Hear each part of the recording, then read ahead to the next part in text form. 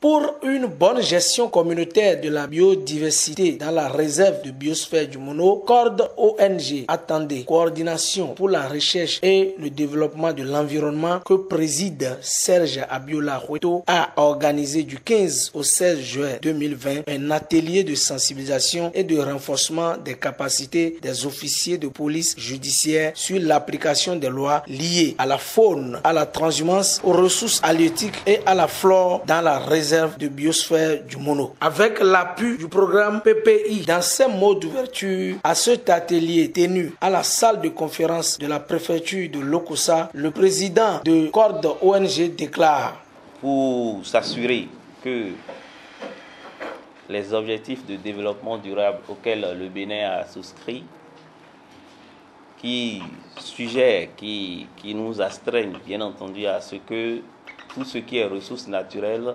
soit géré de sorte à ce que les générations futures puissent en bénéficier. Et donc pour pouvoir satisfaire à cette exigence, un mode de gestion a été choisi au niveau de la réserve.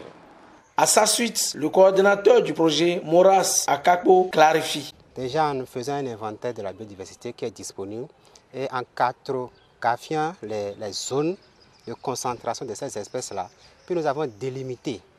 Et ça s'est fait avec le projet de la GIZ.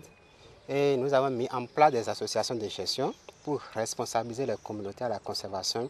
Il y a eu l'élaboration du plan d'aménagement. Il y a eu une convention qui fixe des règles de gestion de ces ressources-là. Maintenant, le défi auquel nous faisons face, c'est l'application de ces mesures qui sont mises en place. Nous avons besoin de l'appui des forces de l'ordre, des forestiers, pour accompagner cette mission. Puisqu'il s'agit de la faune, le représentant des eaux et des forêts, Émile Kemando Meto, explique. C'est un écosystème à préserver à tout prix. Parce que ça nous offre beaucoup de choses, plusieurs fonctions, telles que les fonctions socio-culturelles, économiques, culturelles, écologiques. Mais au regard de tout ça, il se fait qu'on constate la dégradation de cette zone. Suite aux actions de l'homme, bien sûr, qu'on appelle actions anthropiques. Il y a donc des indicateurs de pression.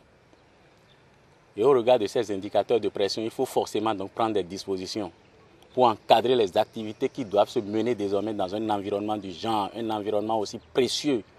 Je répète toujours, parce qu'un écosystème particulier, les zones humides. Et nous sommes venus parler beaucoup plus de la faune. Les animaux qui vivent dans cet environnement. Et j'ai dit tantôt que dans cet environnement, vous avez de petits animaux comme vous en avez de grands. Il y a l'hippopotamus amphibus, un très grand animal qui vit dans cette zone-là. Nous avons également Achatina, l'escargot que nos parents aiment beaucoup, mais que nous-mêmes nous aimons aussi. Mais si on laisse les gens aller ramasser et consommer tout, ou tuer tout ce qu'il y a comme hippopotame, vous imaginez un peu, la biodiversité va prendre un coup. Enfin, l'émérite magistrat, juge au tribunal de première instance de deuxième classe de Lokossa, s'est intéressé au code pénal.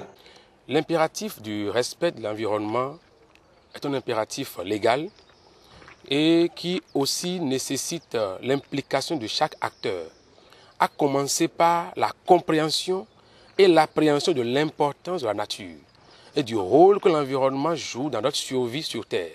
Parce que, comme le déplore Victor Hugo, l'environnement nous parle, mais étant sourd à son appel, nous continuons à poser des actes qui finissent par causer sa dégradation. Donc, en réalité, les actions anthropiques constituent la pression la plus forte que l'environnement subit aujourd'hui. Et comment faire pour réduire cette pression sur la nature? Les indicateurs sont assez parlants. L'activité a été initiée par CORD ONG. Alors, la première méthode ou stratégie que l'on doit mettre en place, c'est d'associer les acteurs concernés à la gestion de la réserve. La loi sur la faune a spécifié la gestion participative, qui suppose que c'est en partenariat avec les acteurs que la réserve se gère. Ils sont les premiers bénéficiaires, mais le bénéfice le plus grand revient à la nation. Et il faut d'abord qu'ils comprennent le rôle écologique que joue la réserve dans leur survie, et ensuite les sanctions que la loi a prévues en cas d'infraction. Présence effective des participants, engagement des agents en uniforme pour la mission ont mis fin à l'atelier. Une réussite pour Maurice Akakpo, le coordonnateur du projet.